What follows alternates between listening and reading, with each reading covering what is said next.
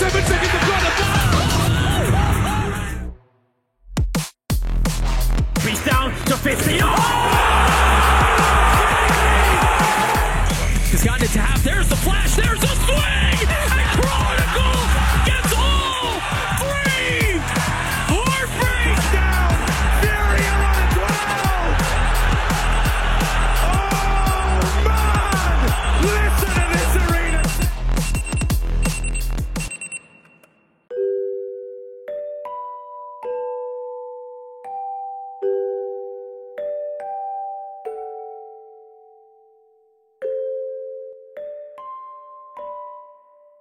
একটা গেমিং পিসি থাকা যেমন সবার স্বপ্ন, স্পোর্টস প্লেয়ারদের তেমনি একটা স্পোর্টস সেটআপ থাকাও একটা বড় স্বপ্ন।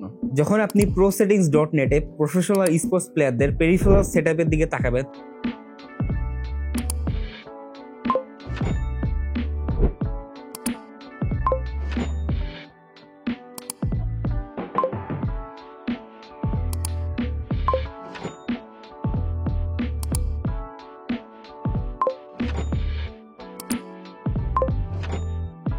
তখন আপনার মানিব্যাগ আপনার দিকে তাকাবে।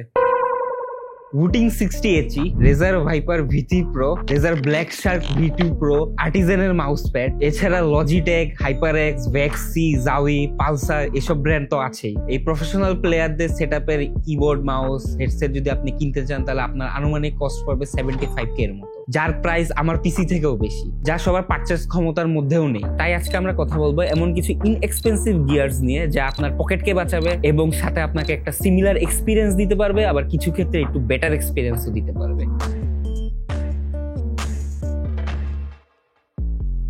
কিবোর্ড দিয়ে যদি শুরু করি তাহলে আপনার প্রথম কোশ্চেন হবে Wooting কি? Wooting এর এত দাম কেন? আপনারা যারা স্পোর্টস ফলো করে থাকেন তারা হয়তো অলরেডি জানেন Wooting হলো একটা নেদারল্যান্ড বেসড কোম্পানি যারা হলিফেক্ট কিবোর্ড গুলোকে মেইন স্ট্রিমে নিয়ে এসেছে। হলিফেক্ট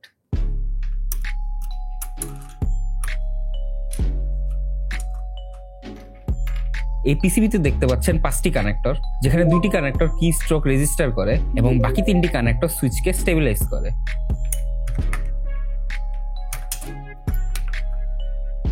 এই পিসিবিতে দেখতে পাচ্ছেন শুধু 2টি স্টেবিলাইজারই আছে। এই জন্যই আমরা হলিফেক্টটা পাই, কারণ এই পিসিবিটা ম্যাগনেটকে ডিটেক্ট করে রেদার দেন সুইচ।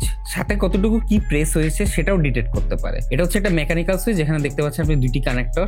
এর জন্য আপনাকে কিটাকে ফুললি প্রেস করতে হয় একটা কি রেজিস্টার করার জন্য, এবং এখানে শুধু 2টা প্লাস্টিক স্টেবিলাইজার দেখতে পাচ্ছেন, সাথে মাঝখানে একটি ম্যাগনেট।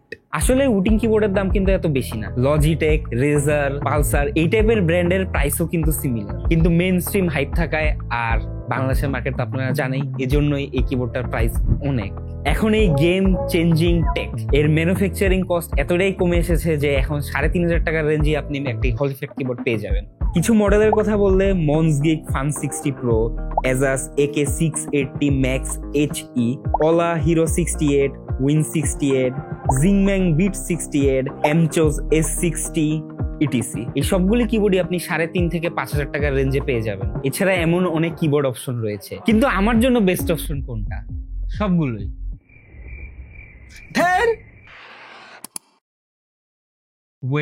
ওয়েট থামেন, hear me out.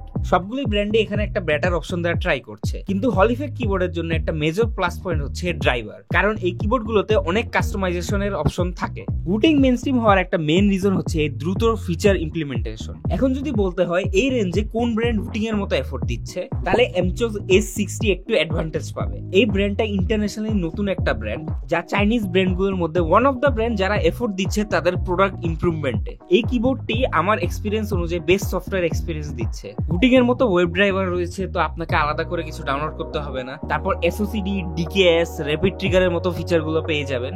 SOCD, dynamic clips, rapid trigger. সব কিবোর্ডের ক্ষেত্রে আপনি একটা কি প্রেস করে রেখে আরেকটা কি প্রেস করলে আগের প্রেসটা ক্যান্সেল হয়ে যায়, যার জন্য আপনার কি পুরো রিলিজ করে আবার প্রেস করতে হয়। চলুন এখন আমরা SOCD সেটিংটা অন করে দিই।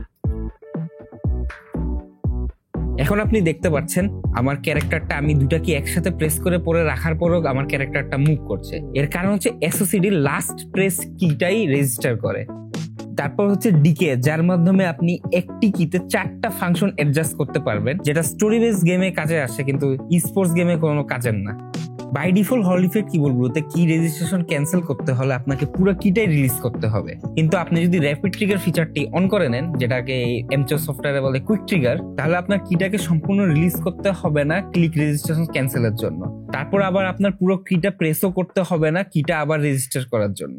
তাই র্যাপিড ট্রিগার হচ্ছে হল ইফেক্টের বেস্ট একটা ফিচার। কিন্তু স্যাডলি উটিং এর কিছু ডেডিকেটেড ফিচার আছে যা এই রেঞ্জের কোনো কিবোর্ডেই পাবেন না, যেমন কিবোর্ডটাকে গেমপ্যাড হিসেবে ব্যবহার করা, কি প্রেস অনুযায়ী 8GB সিঙ্ক হওয়া, তাছাড়া উটিং এর মতো শাইন থ্রু কি ক্যাপস, উটিং এর মতো নন অ্যাডজাস্টেবল ফিট পেয়ে যাবেন, কিন্তু পাবেন না উটিং এর মতো একটা স্ট্র্যাপ। এটা তো 60% এর কিবোর্ড, এটা কিভাবে ব্যবহার করব?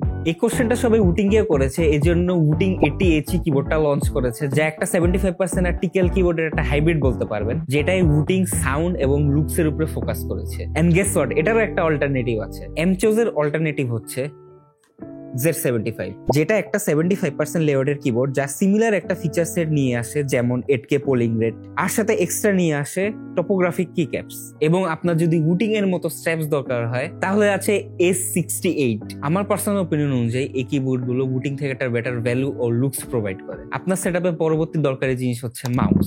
মাউসে এখনো তেমন কোনো গেম চেঞ্জিং টেক আসে নাই, কিন্তু কিছু জিনিস আছে যা আপনাকে একটা অ্যাডভান্টেজ দিবে আপনার অপোনেন্ট থেকে, যেমন মাউসের ওয়েট এবং শেপ।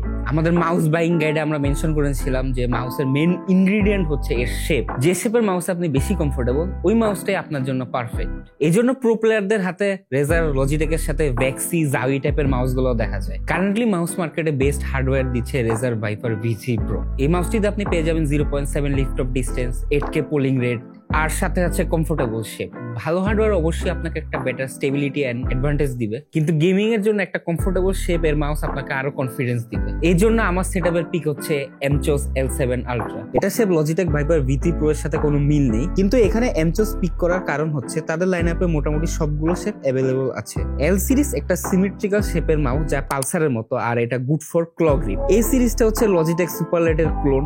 এম সিরিজটা হচ্ছে জাউই U2 শেপের। K7 Ultraটা হচ্ছে রেজার ভাইপার V3 Pro এর শেপ। যদিও K7 সিরিজ দিয়ে এমচোস রেজার V3 Pro এর সাথে ফাইট করতে নেমেছে, এবং এর প্রাইসটাও অনেকটা রেজারের মতোই। এইসব শেপের পরেও যদি আপনার একটা অফিস শেপের গেমিং মাউস লাগে, তাহলে আপনার জন্য আছে এমচোস G7, যেটা একটা অফিস শেপের গেমিং মাউস। শুনতে উইয়ার্ড লাগলেও এটাই বাস্তব। এছাড়াও এমচোস G3 সিরিজটা আছে, যেটা রিভিউ আপনি আমাদের চ্যানেলে পেয়ে যাবেন। স্পেক্স এর কথা বলতে গেলে আল্ট্রায় আপনি পিক্সার 3950 সেন্সরের সাথে রিয়েলটেকের MCU optical switches, 8K polling rate পাবেন। প্রো গুলোতে মডেল ভেদে পিক্সার 3395 সেন্সর সাথে 8K পোলিং রেট পাবেন। কয়েকটা বেস ভেরিয়েন্ট আছে 3311 সেন্সরে, কিন্তু ওই ভেরিয়েন্ট গুলো স্পোর্টস এর জন্য একটু কম হয়ে যায়, তাই 3395 অথবা 3950 এর মাউস গুলাই রেকমেন্ডেড। ওয়েটের কথায় যদি আসি, current trend light weight mouse, তো সবগুলো মাউসই বিলো 60 গ্রামস। আপনারা পজ করে মাউস গুলোর সাইজ চার্টটা দেখে নিতে পারেন।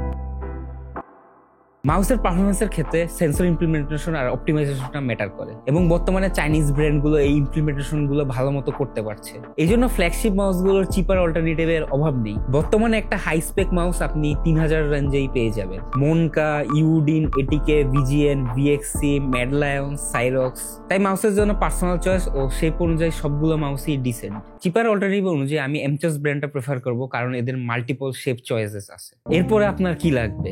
Mouse pad. এতদিন আপনারা যারা আমাদের মাউস প্যাড নামা দেখেছেন, তারা জানেন মাউস প্যাডের সারফেস গুলোর সম্পর্কে। তারপরেও আমি ছোটখাটো করে ব্রেকডাউন করে দিই। মাউস প্যাডের অনেক মেটেরিয়াল হয়, যার জন্য আপনার গ্লাইডিং এ এফেক্ট ফেলে, চেকার, টুইস্ট, গ্লাস।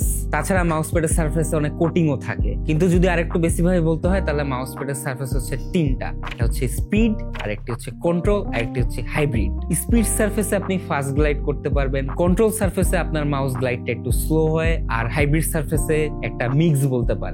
যদি এক্সপেন্সিভ মাউস প্যাড গুলোর কথা বলতে হয়, তাহলে আর্টিজান, PCB কেনসেই ম্যাট, এগুলোর নাম না নিলেই নয়। এগুলোর সারফেসের সাথে বেসিক জাপানিজ, কোরিয়ান রাবার থাকে, যা এদের মোর ডিউরেবল বানায়। এখানে আরো অনেক মেটেরিয়াল আছে যা নিয়ে একটা আলাদা ভিডিওই বানানো যাবে। এদের একটা চিপার অল্টারনেটিভ হচ্ছে পিসিবির মাউস প্যাড গুলো, কিন্তু প্রফেশনাল প্লেয়াররা স্পোর্টস এর জন্য একটা স্কোয়ার মাউস প্যাড প্রেফার করে। তাই পিসিবির 450x400 মাউস প্যাড গুলো একটু ছোট হয়ে যায়। মেবি আমরা এই শেপের মাউস প্যাডও নিয়ে আসবো, তাই আমরা সেটআপে এমচোস রেন মাউস প্যাডটা অল্টারনেটিভ হিসেবে চয়েস করি, যার সাইজ হচ্ছে 490x420। এটা একটা হাইব্রিড সারফেস, যদিও এত বড় না। এটা পিক করার কারণ হচ্ছে এটার ব্রাইট অরেঞ্জ কালার টোন, যা একটা চিপার আর্টিজান ভাইব দেয়। হেডসেটের ক্ষেত্রে গেমিং এর জন্য লজিটেক, রেজার, HyperX গুলো ভালো, যদিও এক্সপেন্সিভ। এদের চিপার অল্টারনেটিভ হিসেবে এমচস S9 Pro একটা ডিসেন্ট চয়েস, যার মধ্যে আপনি ট্রাই মোড, কানেক্টিভিটি, 8GB পেয়ে যাবেন। আর সাউন্ড কোয়ালিটির কথা বলতে গেলে এটা একটা V-shape সাউন্ডিং হেডসেট যেটা গেমিং ফোকাসড, আর এটার সাথে একটা 2.4 GHz এর ডঙ্গল আছে, তাই গেমিং এর সময় আমরা কোনো লেটেন্সি নোটিস করিনি। কিন্তু পার্সোনালি আমি রেজার, লজিটেক, HyperX, এমচস কোনোটাই রেকমেন্ড করি না, কারণ হচ্ছে IEM, ইন ইয়ার মনিটর। আপনারা যদি স্পোর্টস দেখে থাকেন তাহলে আপনারা দেখবেন প্রফেশনাল প্লেয়াররা তাদের হেডসেটের নিচে IEM পরে আছে। কিন্তু কেন পরে আছে? কারণ IEM একটা বেটার সাউন্ড স্টেজ প্রোভাইড করে বাজেট অনুযায়ী। এই জন্য আমি হেডসেট রেকমেন্ড করি না, কিন্তু আপনার যদি একটা ওয়্যারলেস হেডসেট লাগে উইথ লো লেটেন্সি, তাহলে বাজেট রেঞ্জে এটা একটা ভালো চয়েস। আর IEM একটা অনেক বড় লুপহোল, তো এই নিয়ে যদি আপনি বিস্তারিত দেখতে চান কমেন্টে জানাবেন। ও বলতে তো ভুলেই গেছিলাম, আমাদেরকে এই পেরিফেরালস গুলো পাঠিয়েছে টেক ডাইভার্সিটি, যারা হচ্ছে বাংলাদেশে এমচস এর অফিসিয়াল ডিস্ট্রিবিউটর। এখন অনেকে কমেন্ট করবেন, ভাই আমি এর থেকেও কম দামি পেরিফেরালস নিয়ে হায়ার র্যাঙ্কে আছি। অবশ্যই একটা ভালো আর্টিস্টের আউটপুট তার টুলস থেকে আসে না, তার স্কিল থেকে আসে। একটা ভালো পেরিফেরাল সেট আপনাকে ভালো গেমার বানাতে পারবে না, কিন্তু একসময় যে আপনি চাবেন যে আমারও একটা ভালো স্পোর্টস সেটআপ থাকুক, আর এই ভিডিওটা তাদেরই জন্য। আজকের জন্য এটাই ছিল আমার স্পোর্টস সেটআপ। থাকেন, আমি গেম খেলতে চাই।